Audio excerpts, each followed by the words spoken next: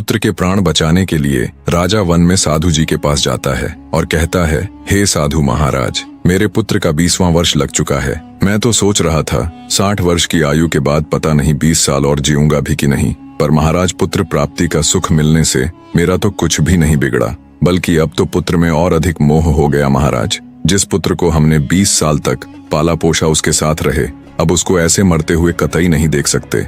इसलिए हे साधु महाराज, कृपया कोई उपाय कीजिए जिससे मेरे पुत्र की मौत टल जाए।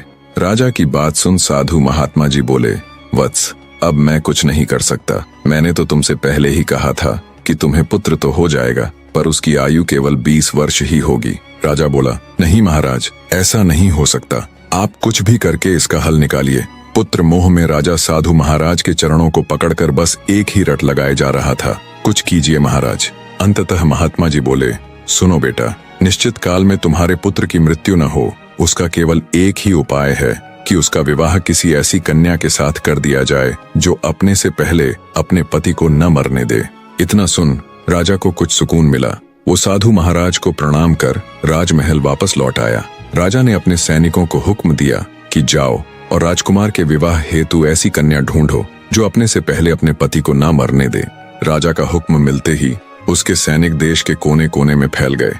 वो जहां भी जाते हर जगह सब उन्हें यही कहते कि मृत्यु पर भला किसी का वश कैसे चल सकता है, वो किसके हाथ में है। मृत्यु तो जब आनी होगी आकर ही रहेगी, उसे भला कौन टाल सकता है। हर जगह इसी प्रकार के जवाब सुन सिपाही भी निराश हो गए। उन्हें कोई भी ऐसी कन्या नहीं मिली जो खुद से पहले अपने पति को न मरने दे। अंततः जब सिपाहियों की एक टुकड़ी हताश हो थक हार कर वापस लौट रही थी तो रास्ते में उनके आगे आगे 3 लड़कियां चल रही थीं। बने रहे।